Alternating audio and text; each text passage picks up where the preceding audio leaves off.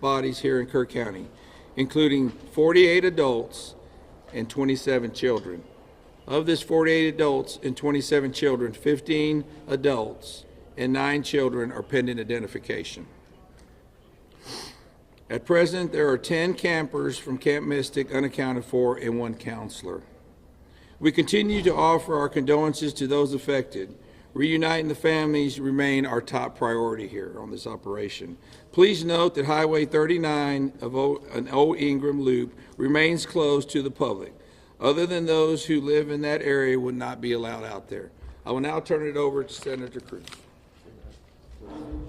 City Manager Dalton Rice. Good morning, Dalton Rice, the City Manager for the City of Kerrville.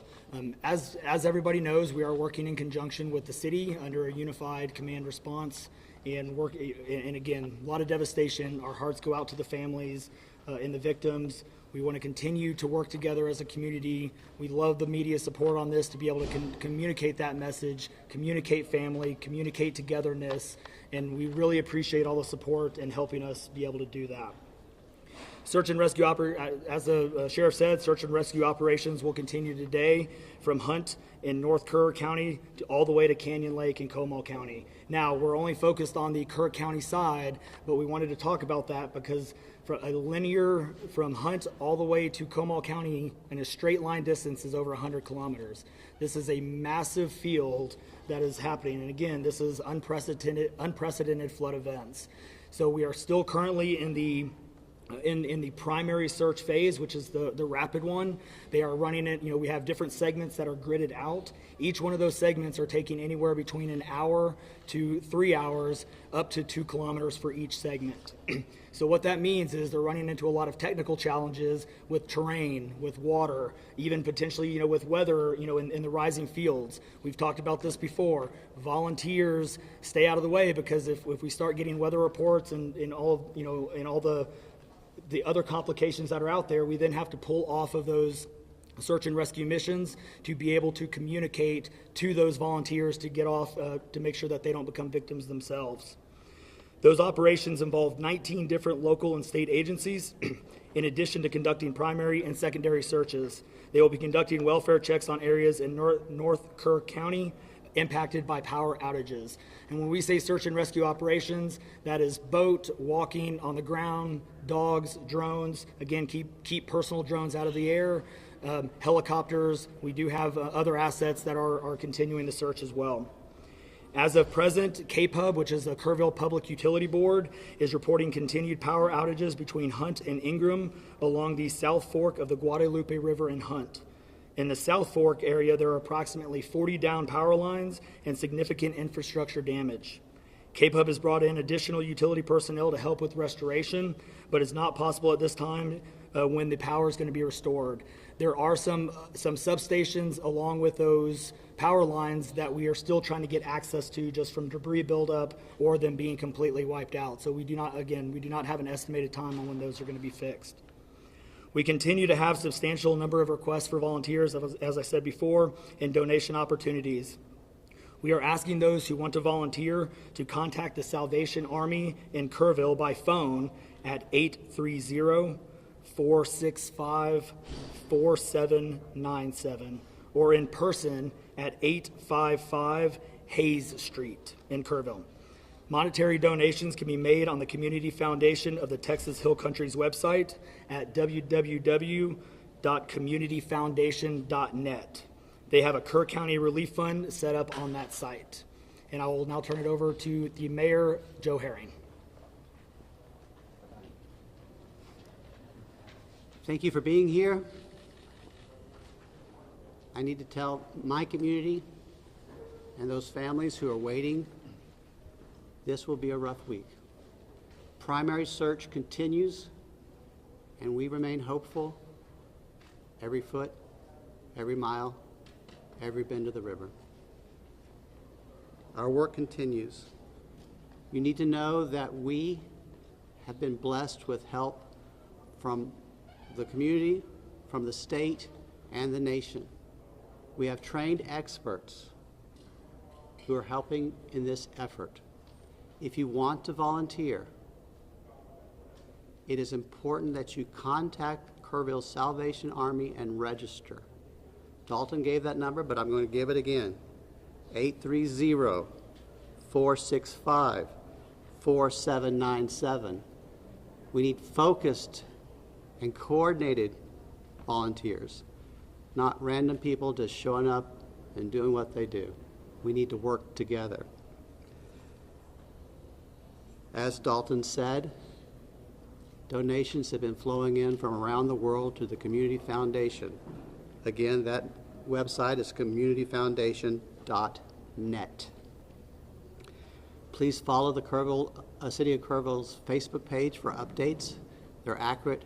We take a lot of time to make sure we send out information that will be helpful, not only to residents, but to those who are visiting. I've said this 100 times, and I will say it again. We need your prayers. We need your prayers. Thank you. And now, Senator Ted Cruz.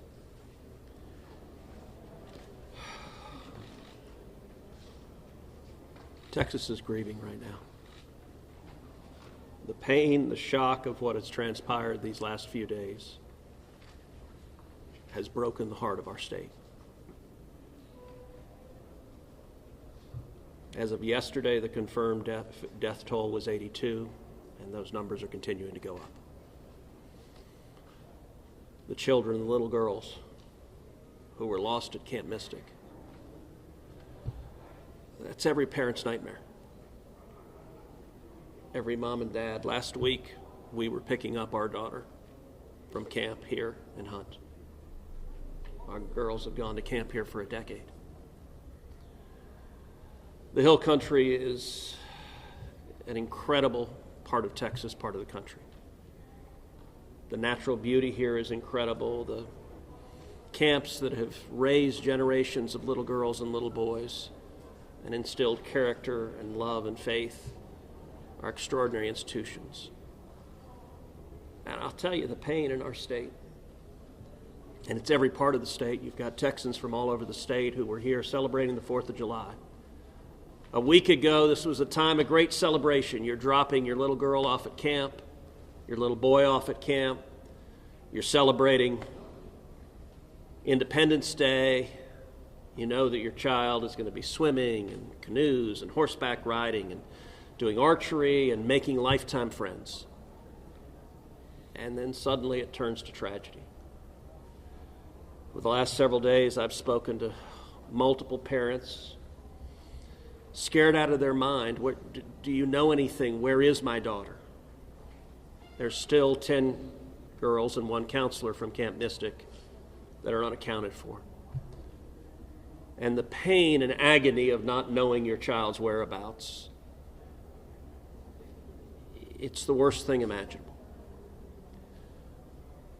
But I want to say, in the face of all of this, it is simultaneously inspiring. Every time there's a tragedy, every time there's a natural disaster in Texas, Texans come together. Texas is a big state. We've got 31 million people, and we have hurricanes, we have tornadoes, we have wildfires. Tragedies hit this state, natural disasters hit this state, and without fail, 100 out of 100 times when that happens, we see Texans coming together, helping each other, engaging in acts of heroism. There have been over 850 high water rescues since this flooding began. 850. You look at extraordinary stories of Eagle Scouts pulling campers out of harm's way. I was just hearing a story of one counselor whose head was right at the water holding up 2 mattresses with campers on those mattresses. That kind of courage, that kind of selflessness. And then there are the first responders.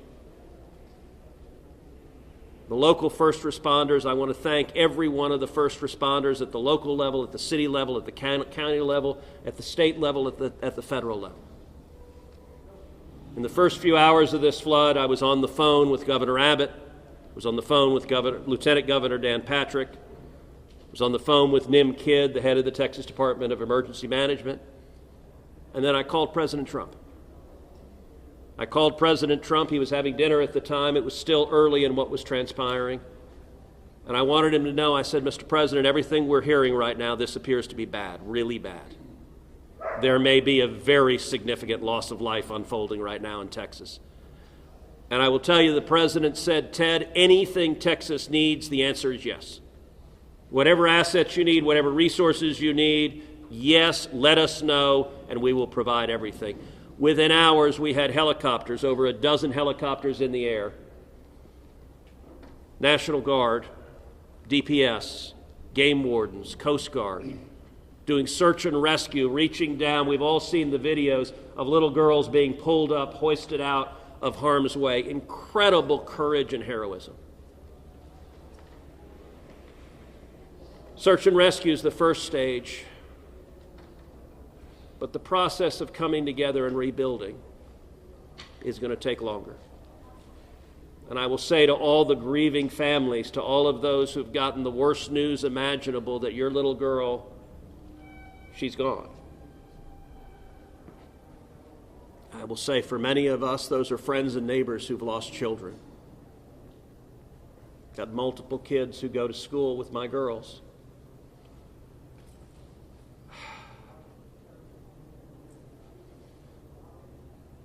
The mayor asked for prayers. And I want to say thank you to the millions of Texans, to the millions of Americans, to the millions of people all over the world right now who are praying for Texas and praying for those parents. Going through this grief, it is going to take love, it is going to take friends and family embracing and hugging and holding them while they weep. And it's going to take the church. With every disaster, one of the things we see here in Texas is the church steps up and the church helps and the church feeds and clothes and comforts. This morning I met with a group of chaplains who've been going through the incredibly difficult process of talking to mom and dad after mom and dad who just lost the most precious person they ever knew. And those chaplains are just trying to love them and show God's love. So I want to say we will come through this. To those in the midst of grief right now, that might seem hard to fathom. But Texas will come through this. And I just want to say thank you. I want to say thank you to these gentlemen here who are working. They are not sleeping. They are working every day. Thank you to the families. Thank you to the Salvation Army. Thank you to everyone who is just reaching out and saying, how can I help? We will come through this, and we'll come through this together. Thank you. And now we'll take questions. Senator, you talked about how you know kids here, how you've taken your own kids to camp. Was it ever communicated to you that there was a need, that it was a priority to have a warning system so people had a chance to escape something like this? Well, listen, I think anytime you're dealing with major rivers, there's a risk of flooding, and there's always been a risk of flooding, particularly on the Guadalupe River. I will say, in the wake of every tragedy, there are things that are predictable. One of the things that's predictable is that you see some people engaging in, I think, partisan games and trying to blame their political opponents for a natural disaster. And you see that with a hurricane, with a tornado, with a wildfire, with this flooding, where people immediately say, well, the hurricane is Donald Trump's fault. Look, that I think most normal Americans know that's ridiculous, and I think this is not a time for partisan finger-pointing and attacks. Now, after we come through search and rescue, after we come through the process of rebuilding, there will naturally be a period of retrospection where you look back and say, okay, what exactly transpired? What was the timeline? And what could have been done differently to prevent this loss of life? And that's a natural process. I think it should not happen in a bitter and partisan sense, but it should happen in a reasonable sense of saying, what lessons can we learn? And I will give an example. Houston's my hometown. If you live on the Gulf Coast, we get hurricanes. That's part of living on the Gulf Coast as hurricanes hit. And I do think Texas as a whole has learned over time how to deal more effectively with hurricanes. And so you look here, we know the National Weather Service put out an emergency warning just after 1 a.m. and a second emergency warning just after 4 a.m. Now, obviously, most people at 1 a.m. and 4 a.m. are asleep. And so I think we will have a reasonable conversation about, A, are there any ways to have earlier detection? And some of that, the limits of a flash flood, they're very difficult because they can arise so quickly. But everyone would agree in hindsight, if we could go back and do it again, we would evacuate particularly those in the most vulnerable areas, the young children in the cabins closest to the water. We would remove them and get them to higher ground if we could go back and do it again. Obviously, everyone would.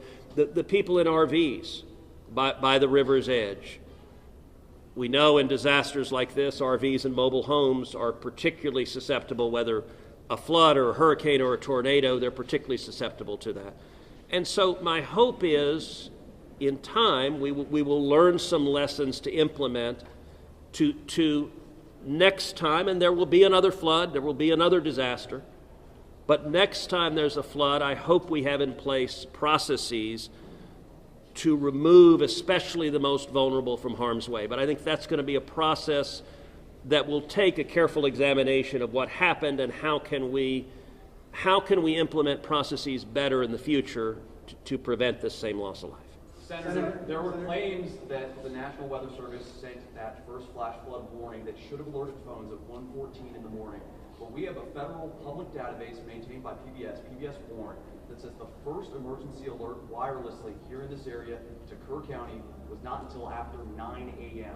That was more than 4 hours after the severe flooding had come to this area.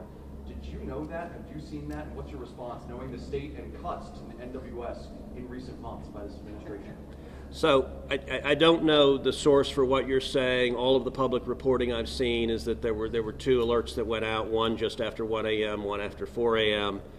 You know, I can tell you, I talked about the partisan finger pointing. I think there have been some eager to point at the National Weather Service and say cuts there led to a lack of warning. I think that's contradicted by the facts, and if you look at the facts in particular, number one, that these warnings went out hours before the flood became a true emergency level, but number two, the National Weather Service here, New Braunfels is where they were headquartered. They had additional manpower. In fact, they had 3 additional people working that night, anticipating that it was going to be a very dangerous weather situation. I also think it's worth noting that the National Weather Service Union, which has been very critical of the DOGE cuts, has publicly said that they don't believe that the reduction in staffing had any impact whatsoever on their ability to warn of this event. And so, look, I think it is reasonable over time to engage in a retrospective and say at every level what could have been done better, because all of us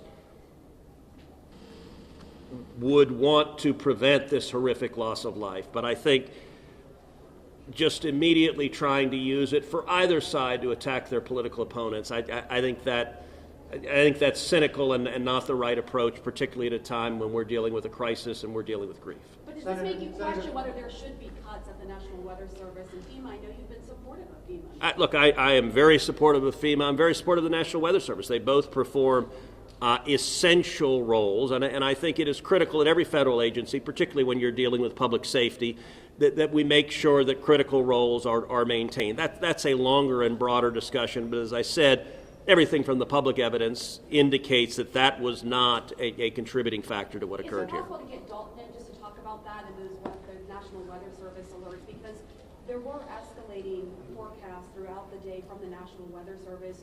What did the emergency managers of the county and other local officials do with that information starting at 1:15 and onward, where you had the dire river forecast at 6:30? Were emergency managers doing anything to put any processes in place to warn people on the river? So overall, we were preparing for the July 4th, weekend. So we had National EMR on site. We were, basically stood up kind of an incident command post, if you will, to prepare for that event. So everybody was kind of up looking at weather. We looked at the weather before. When you looked at the National Weather Service, flood map, it spanned all the way from the west side of Texas, with Kerr County kind of being in that upper northeast corner of it. And so everybody, including the National Weather Service, was looking at where's the rain going to hit. We know it's somewhere in here, but with rain, especially when you're dealing with terrain, you got to figure out. Sometimes you don't know until it falls. So once it starts falling, then you got to figure out, okay, how's the watershed going to do this? How's the science going to work? And when you had that north and south fork that we had talked about before, it all converged into one. We do know that a lot of the camps were looking at this just as much as as everybody was. With the rainfall percentages, even the National Weather Service had looked at, and don't quote me on the numbers, but it's anywhere between 1 to 7 inches. We got significantly over that. And again, when it goes into very congregated areas and how that watershed shifts into the rivers, that impacts things. And so the camps, obviously, we've heard stories where campers were getting up. They were up at 3:30 in the morning. They were trying to move to higher ground. That's the head. And the other interesting part of the terrain, and we've talked to UGRA folks as well, this is the headwaters of the Guadalupe. This is the beginning. This is where everything forms when it comes into the North and South Fork. And so as those things develop, it develops very rapidly, very quickly, and this rose very quickly in a very short amount of time. And so those campers that were able to do that, it worked. There's been the other question, and I'll just give this one out. Evacuations. Well, why don't we evacuate? Well, evacuation is a delicate balance, because if you evacuate too late, you then risk putting buses, or cars or vehicles or campers on roads into low water areas trying to get them out, which then can make it even more challenging, because these flash floods happen very quickly. That's what. And certainly we saw that in 1987, but was there any discussion to evacuate earlier when it wasn't too late? Was there any discussion about that among the officials? Sorry, repeat your question. Was there any discussion to evacuate or activate any emergency plans before it was too late, where it would be very dangerous like that? Well, so again, just like disasters in Texas everywhere, it's very tough to make those calls, because what we also don't want to do is cry wolf. We don't want to make sure that we activate it at the right time. It is very difficult, very challenging, especially with this. We're looking at 100 kilometers, right? That's a big straight line distance. That's not even along the river. These areas take a lot of time to get out to. So even when first responders were on the ground at 3:30 in the morning, and we had reports, we had first responders that were getting swept away, actually responding to the first areas of rainfall.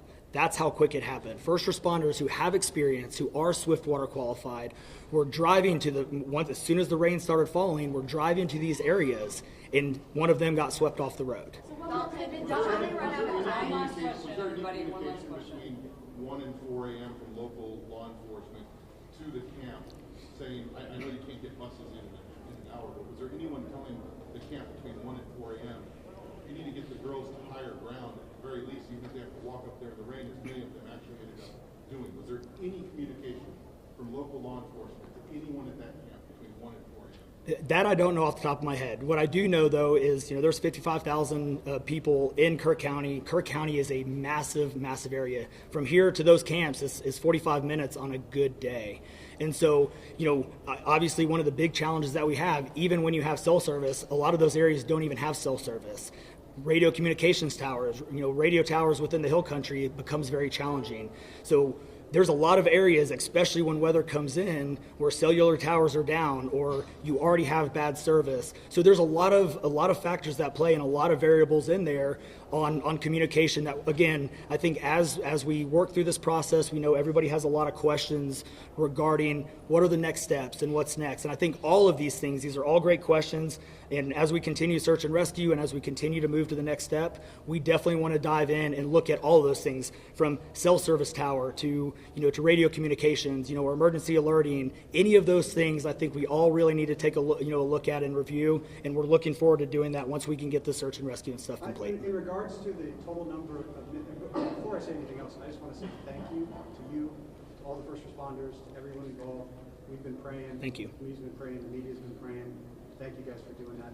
I've got two questions. One for you, trying to get an accurate count on number of missing. I know you can't. I know we don't know we don't know what we don't know. Yes. But do we know a rough idea on total estimates that are still missing overall throughout the county? And then one other follow-up. This may be for Senator Cruz. A lot of speculations being made about this being somehow man involved with the weather modification, with some of the rainmaker technology, working with farmland. Do you think any of that, is there going to be any investigations into that, or can you communicate anything on that? Let me answer your first question. I'm definitely turning that second one over to him. So on the first question, with missing persons, so obviously we have the knowns, the Camp Mystic kids, which is the numbers coming down as the sheriff has stated, and then we have the unknowns. But we don't know what we don't know. We actually have a 5 hotline line. It fluctuates between 3 and 5, but we're working on it. We get calls 24 hours, 7 days a week. We haven't hit the weeks yet, but we're still taking in calls. We are collecting all that information. So we don't have a solid number that we're willing to talk about right now. We do know that it is a lot, because we also are getting a lot of fake calls. You're looking. This is a worldwide discussion, and we're dealing with scammers. Victims' families are being reached out to, saying that they have their kids pay me money. It's heartbreaking. It's absolutely heartbreaking. We're dealing with with mental health issues where people are calling saying they have visions. All of these things we're dealing with on a day-to-day basis, and we're having to vet this information, and it becomes very taxing on our people. Again, this is an extremely heartbreaking. This is, if not the worst, one of the worst disasters in this region in a very, very long time, even beyond 1987. And but we're Would best estimate like dozens or hundreds, or just to give people an idea? a lot. So, Yeah. yeah. Let me, Yeah, Not to get into the weeds on, people are asking lots of questions, and where should we start the investigation? to the best of my knowledge, there is zero evidence of anything related to anything like weather modification. And look, the internet can be a strange place. People can come up with all sorts of crazy theories. What I know is a reality is that a whole lot of Texans are grieving right now. I will tell you, I was visiting with one parent who was talking about online, being harassed online because their information was public that they had a little girl who was missing at Mystic. And look, there are a lot of people who are messed up, and my call for everyone, there's a time to have political fights, there's a time to disagree. This is not that time.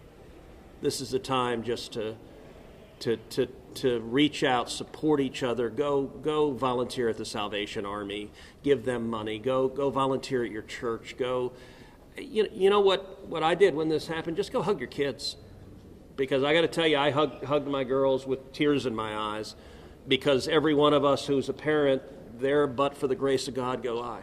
And nothing will fill the void in these moms and dads' hearts, but they'll make it through it. And every one of us, we have an obligation to come through and help them make it through it. And look, Texas will come through, and let me say, Kerr County, the Hill Country is incredible. It is beautiful. And these summer camps, Camp Mystic is an incredible Texas institution.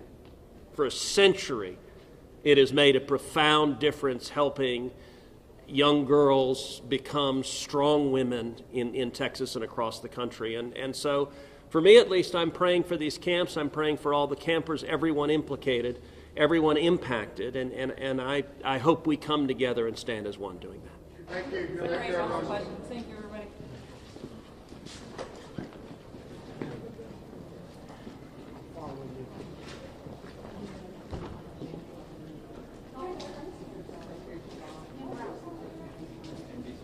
Hey, good morning, folks.